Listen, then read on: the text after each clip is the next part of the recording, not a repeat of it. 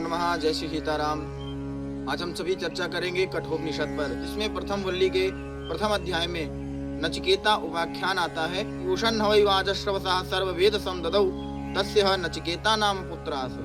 जो वाजश्रवस थे, इन्होंने यज्ञ किया बहुत बड़ा, और उन्हीं के एक पुत्र था जिसका नाम था नचिकेता। जब ये नचिकेता के पिताजी समस्त गायों का दान कर रहे थे, और ऐसी गायें दान कर रहे थे जो अब जर्जर हो चुकी थी, जिनकी इंद्रियां काम नहीं कर रही थी। पीतोदका जद्दतृणा दुग्धोहा निरिंद्रिया आनंदा नाम ते लोका तांस गच्छति तादत्। और ऐसा कहने पर नचिकेता के जब जो पिता थे, वो जब ऐसी गायों का दान कर रहे थे, तो नचिकेता ने उनको टोक दिया कि हे पिताजी, ऐसी गायों का दान नहीं करना चाहिए।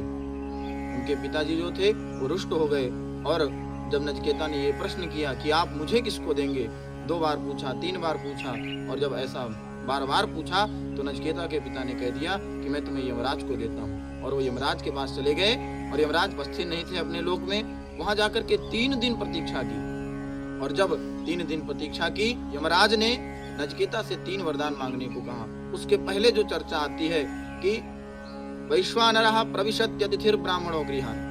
साक्षात अग्नि स्वरूप में ही अतिथि या ब्रह्मविद ब्राह्मण आपके घर में प्रवेश करते हैं। इसलिए हम सभी को ये ध्यान रखना चाहिए कि आशा प्रतीक्षे संगतम सूनृतांचा इष्टा पूर्ते पुत्र पशुंश्च सर्वान एतद् वृंक्ते पुरुषस्य अल्पमेधसो यस्यानश्नन् वसति ब्राह्मणो गृहे। उसके सारे पुण्य नष्ट हो जाते हैं जिसके घर में कोई श्रेष्ठ ब्राह्मण, कोई श्रेष्ठ अतिथि आ जाए और वह भूखा रहे। और कहा गया है कि आशा प्रतीक्षे, उसने जो आशाएं रखी हैं या उसने जो कर्म किया हुआ है उसकी प्रतीक्षा में है, तो उसके सारे फल नष्ट हो जाते हैं। संगतम सूनृताम चा, उसकी अच्छी वाणी जो बोलने की है, उसकी सामर्थ्य, तो वह सब समाप्त हो जाती है, उसकी बोलने की क्षमता समाप्त हो जाती है। और तो और इष्टा पूर्ते पुत्र पशुंश्च सर्वान एतद् वृंक्ते कस्य पुरुषस्य अल्पमेधसा, जो कम बुद्धि वाला है, जिसने अपने घर में, अपने गृह में उस अतिथि को भूखा रखा, उस ब्राह्मण को भूखा रखा, उस श्रेष्ठ ब्रह्मविद ब्राह्मण को भूखा रखा।